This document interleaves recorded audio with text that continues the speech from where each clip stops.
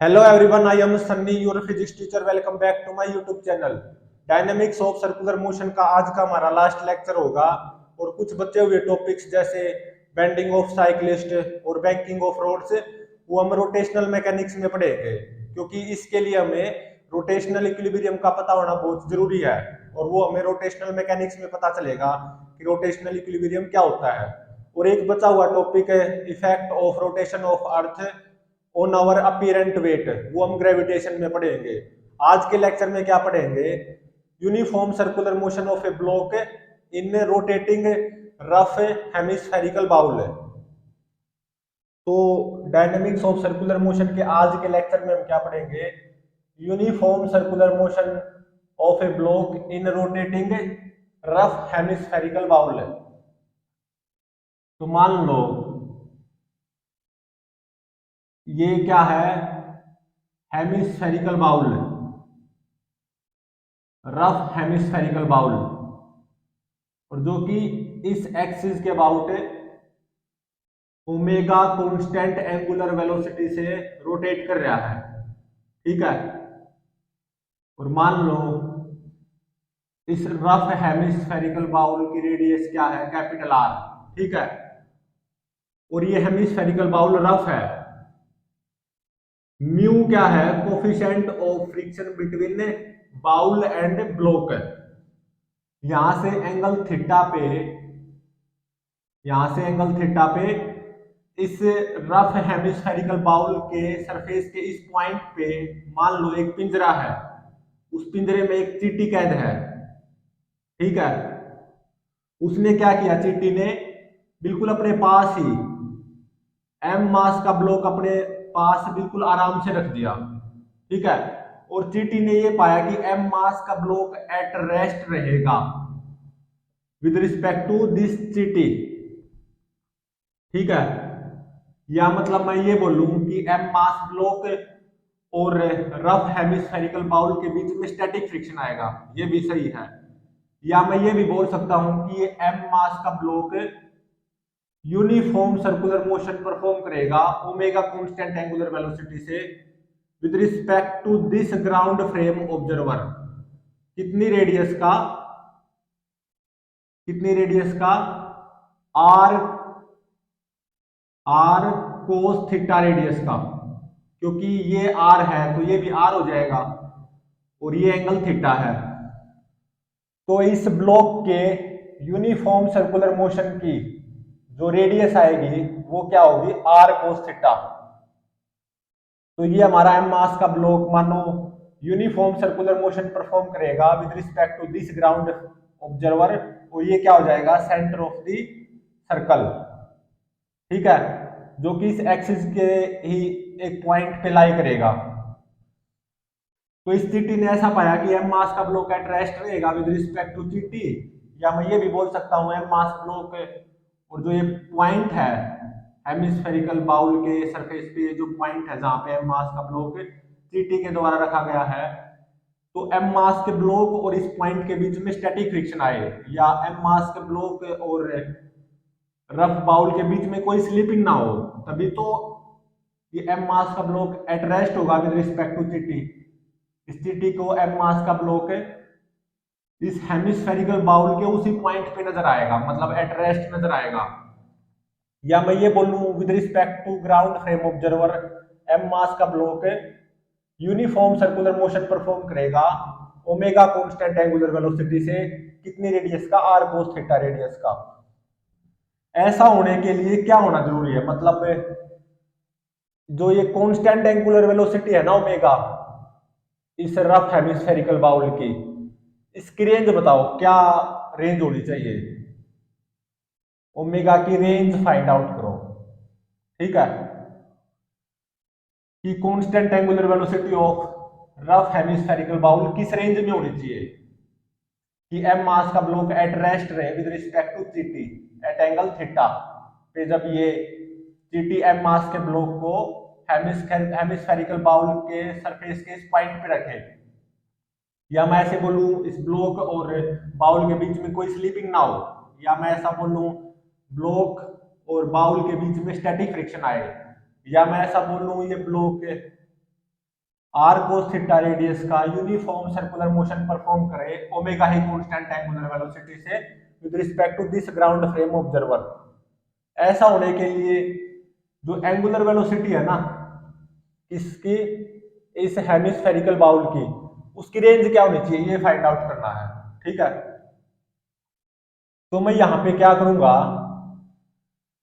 ये जो M mass का ब्लॉक है ना इसकी ऑब्जर्वेशन लूंगा with respect to this GT बोल दो या with respect to this rotor frame. Observation of block with respect to GT. ठीक है, जीटी जो कि यहाँ पे इस पिंजरे में कैद है उसके विद रिस्पेक्ट टू ब्लॉक की ऑब्जर्वेशन लूंगा और मैं ये मानूंगा let a block at rest with respect to GT. Let block at rest with respect to GT. ठीक है, मतलब ब्लॉक और हेमिस्फेरिकल बाउल के बीच में मैं स्टैटिक फ्रिक्शन मानूंगा। Let static friction between block and bowl, मतलब मैंने कोई स्लीपिंग नहीं मानी है बिटवीन ब्लॉक एंड बाउल। ठीक है, तो मैं इसको यहां पे रिड्रॉ कर रहा हूं।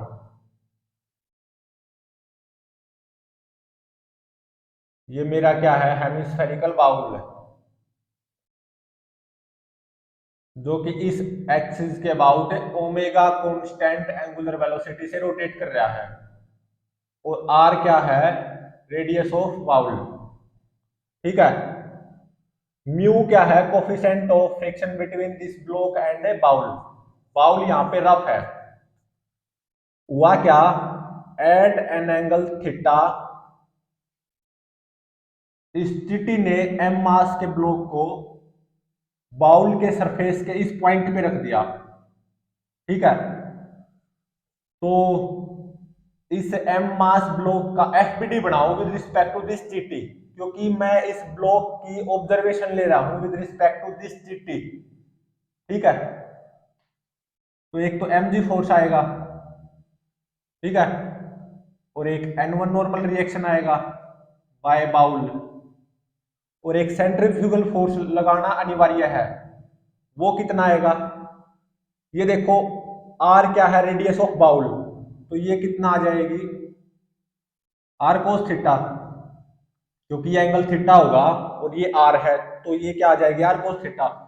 मतलब मेरा ये एम मास का ब्लॉक है, आर कोस थीटा रेडियस का यूनिफॉर्म सर्कुलर मोशन परफॉर्म करेगा with respect to this ground frame observer. लेकिन मुझे यहाँ पे ऑब्जर्वेशन ले रहा हूं मैं इस ब्लॉक की with respect to this GT, तो एक सूडो फोर्स लगाना अनिवार्य है, एम इंटू में r cos theta omega square. ठीक है, यही क्या होगा, सेंट्रीफ्यूगल फोर्स, यही सूडो फोर्स क्या होगा, सेंट्रीफ्यूगल फोर्स। अब देखो ये एंगल थीटा है तो ये 90 माइनस थीटा हो जाएगा, तो ये एंगल क्या हो जाएगा, थीटा, और ये थीटा है तो ये 90 माइनस थीटा हो जाएगा, तो ये एंगल क्या हो जाएगा, थीटा। तो ये जो mg फोर्स आया है ना, ग्रेविटेशनल फोर्स, इसको मैं दो कंपोनेंट में रिजोल्व कर रहा हूं। ये कंपोनेंट तो क्या आएगा, mg cos थीटा, और ये कंपोनेंट क्या आ जाएगा, mg sin थीटा। ठीक है, और ये जो सेंट्रीफ्यूगल फोर्स है इसको भी दो कंपोनेंट में रिजोल्व कर रहा हूं मैं यहाँ पे। ये कंपोनेंट क्या आ जाएगा, m r cos theta omega square cos theta, मतलब m r omega square cos square theta के बराबर आ जाएगा। और ये कंपोनेंट किसके बराबर आ जाएगा, सेंट्रीफ्यूगल फोर्स का ये component m r omega square cos theta sine theta, m r omega square sine theta cos theta, इसके बराबर आ जाएगा। तो अब मान लो कि ये जो एम जी कोस थीटा है ना, थोड़ी देर के लिए ऐसा मान लो ये एम जी कोस थीटा किससे ज्यादा है, m r omega square sine theta cos theta. तो इस जो ये ब्लॉक है इस पे ड्राइविंग फोर्स तो ऐसे आया ना, with respect to this T frame कितना आया, m g cos theta minus m r omega square sine theta cos theta. तो इसका मतलब इस एम मास के ब्लॉक पे बाय बाउल स्टैटिक फ्रिक्शन ऊपर की तरफ आएगा, कितना एफ, ठीक है। और ये एम मास का ब्लॉक एट रेस्ट है with respect to this T, ठीक है। तभी तो ये स्टैटिक फ्रिक्शन आया है, there is no slipping between this block and bowl. तो इसके ऊपर नेट फोर्स जीरो पुट कर दो इस ब्लॉक पे with respect to T frame.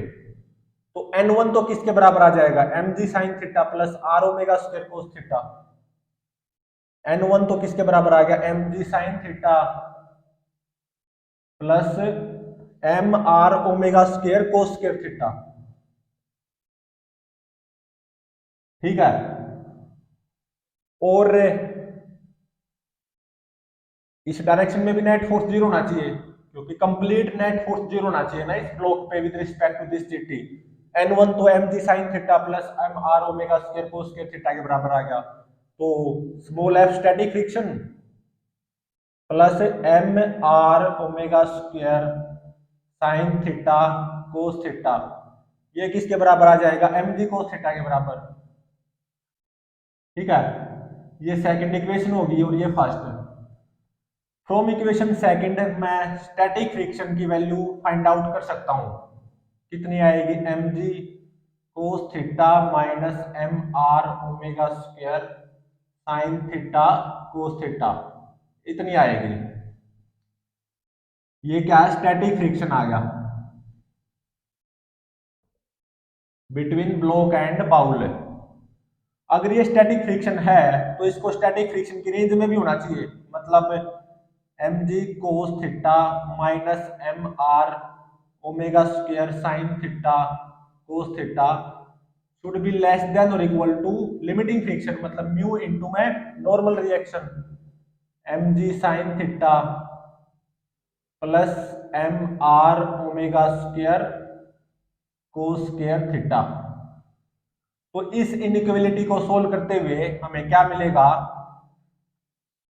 Omega must be greater than और equal to root g by में आर, ऊपर आएगा cos theta minus mu sine theta और नीचे आएगा mu cos square theta plus sine theta cos theta, ठीक है। ये आएगा omega must be greater than और इक्वल टू दिस, ठीक है। ये आएगा, ये तो आ गई थर्ड इक्वेशन या थर्ड इक्विलिटी, कुछ भी मान लो। अब मैं इसी को अगेन यहां पे रीड्रॉ कर रहा हूं, क्योंकि अब स्टैटिक फ्रिक्शन ऐसे आया था ना फर्स्ट वाले केस में, जिससे जिसका रिजल्ट ये आया है, omega must be greater than और equal to root g by r cos theta minus mu sine theta divided by mu cos square theta plus sine theta cos theta, ठीक है। तो इसको मैं यहाँ पे इरेज ही कर देता हूं, बस केवल रिजल्ट को लिख लेता हूं। रिजल्ट क्या आया है, omega must be greater than और इक्वल टू दिस, केवल रिजल्ट को लिख लेता हूं, omega must be greater than और equal to root g by में r cos theta minus mu sine theta divided by mu cos square theta plus sine theta cos theta, ठीक है। ये फाइनल रिजल्ट लिख लिया मैंने केवल यहाँ पे, बीच वाला जो प्रोसेस थी ना कैलकुलेशन उसको इरेज करके ये फाइनल रिजल्ट लिख लिया। और सेकंड केस में अब एंट्री करते हैं, इसी को मैं यहाँ पे रिड्रॉ कर रहा हूं। ये मेरा क्या है, हेमिस्फेरिकल बाउल। ठीक है, हेमिस्फेरिकल बाउल इस एक्सिस के about omega constant angular velocity से रोटेट कर रहा है। आर क्या है, रेडियस ऑफ हेमिस्फेरिकल बाउल। ठीक है, एट एंगल थीटा सीटी ने एम मास के ब्लॉक को यहां पे रखा था, तो ये एंगल भी थीटा हो गया था, तो ये किसके बराबर आ गई थी, आर कोस थीटा के बराबर। तो एम मास ब्लॉक का एफबीडी बना दो again with respect to this GT frame.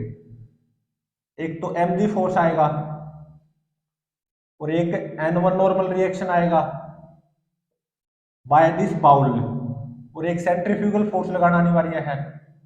वो कितना आएगा, m r cos theta omega square के बराबर। ठीक है, तो ये एंगल थीटा, तो ये एंगल क्या हो जाएगा 90 माइनस थीटा, तो ये एंगल क्या हो जाएगा थीटा। ठीक है, तो एम जी को दो कंपोनेंट में रिजोल्व कर दो। ये कंपोनेंट तो क्या आ जाएगा, एम जी कोस थीटा, और ये कंपोनेंट क्या आ जाएगा, एम जी साइन थीटा। ठीक है, और ये एंगल थीटा है तो ये 90 माइनस थीटा हो जाएगा, तो ये एंगल थीटा हो जाएगा। तो ये जो सेंट्रीफ्यूगल फोर्स आया है m r omega square cos theta, इसको भी दो कंपोनेंट में रिजोल्व कर दो, तो ये कंपोनेंट क्या आ जाएगा, m r cos theta omega square cos theta, मतलब m r cos square theta omega square. और ये कंपोनेंट क्या आ जाएगा सेंट्रीफ्यूगल फोर्स का, m r cos theta omega square sine theta, तो m r omega square sine theta cos theta के बराबर आ जाएगा। और ये मास का ब्लॉक रेस्ट पे भी है with respect to this GT. अभी तक हमने सारा काम इस जीटी के फ्रेम में किया है। ये केस सेकंड है, केस फर्स्ट का रिजल्ट ये आया था, अब ये केस सेकंड है। तो अब मानो ये m r omega square sine theta cos theta ना, ये एम जी कोस थीटा से ज्यादा आएगा मान लो थोड़ी देर के लिए। तो driving force with respect to this GT frame इस एम मास के ब्लॉक पे ऐसे आ गया ना आप पे, ऐसे, तो इसका मतलब इस एम मास के ब्लॉक पे स्टैटिक फ्रिक्शन ऐसे आएगा, एफ स्टैटिक फ्रिक्शन ऐसे आएगा एम मास के ब्लॉक पे। तो अब ये रेस्ट पे भी है with respect to this GT, कोई स्लिपिंग नहीं मान के चल रहा मैं बिटवीन ब्लॉक एंड बाउल, तो इसके ऊपर नेट फोर्स जीरो होना चाहिए। तो N1 की वैल्यू क्या आ जाएगी again, m g sine theta plus m r omega square cos square theta के बराबर। N1 नॉर्मल रिएक्शन की वैल्यू आ गई, ये होगी इक्वेशन फोर्थ मान लो। ठीक है,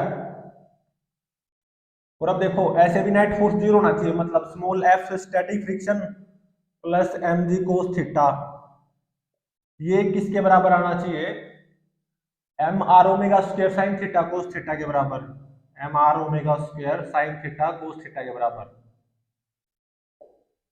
तो from equation fifth static friction की वैल्यू एफ वो किसके बराबर आ गई, m r omega square sine theta cos theta minus m g cos theta के बराबर आ गई। ठीक है, तो अगर ये स्टैटिक फ्रिक्शन है तो इसको स्टैटिक फ्रिक्शन की रेंज में भी होना चाहिए, तो इसका मतलब this static friction m r omega square sine theta cos theta minus m g cos theta must be less than और इक्वल टू लिमिटिंग फ्रिक्शन, मतलब मस्ट बी लेस देन और इक्वल टू म्यू इनटू में n1। n1 कितना है, normal reaction between block and bowl, m g sine theta plus m r omega square cos square theta. तो यहाँ पे इस inequality को सोल्व करके हम क्या मिलेगा हमें कि omega should be less than और equal to root g by में आर इंटू में mu sine theta plus cos theta divided by sine theta cos theta minus mu cos square theta. ठीक है, ये मिलेगा इस इनइक्वालिटी को सोल्व करके। अब इसका केवल मैं फाइनल रिजल्ट लिख लेता हूं, ये जो ये फोर्थ मतलब सिक्स्थ इनइक्वलिटी आई है ना, omega should be less than equal to root g by r into में mu sine theta plus cos theta divided by sine theta cos theta minus mu cos square theta. अब मैं केवल इसको लिख लेता हूं, ये ऊपर फोर्थ और फिफ्थ इक्वेशन को इरेज कर लेता हूं।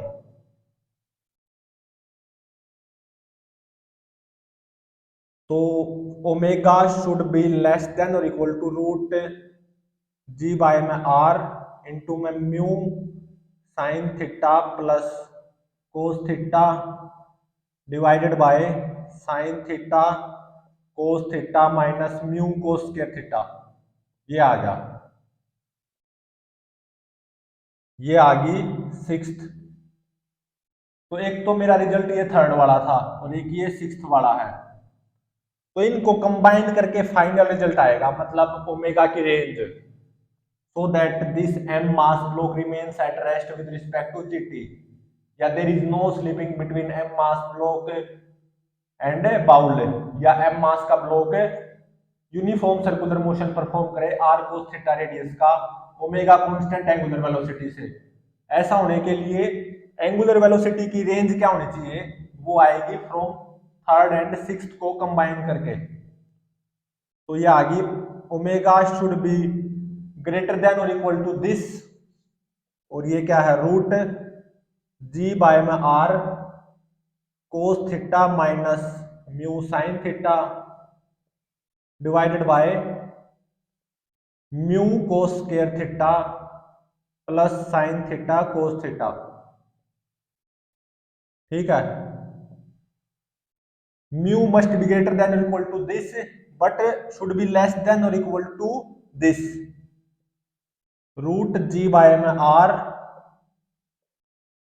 Mu sine theta plus cos theta divided by sine theta cos theta minus mu cos square theta.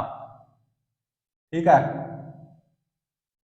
तो ये फाइनल रिजल्ट आ गया मेरा, मतलब ओमेगा की रेंज कि ओमेगा इसके बराबर या इससे ज्यादा होना चाहिए और इसके बराबर या इससे कम होना चाहिए, तभी मेरा एम मास का ब्लॉक एट रेस्ट रह पाएगा with respect to this GT.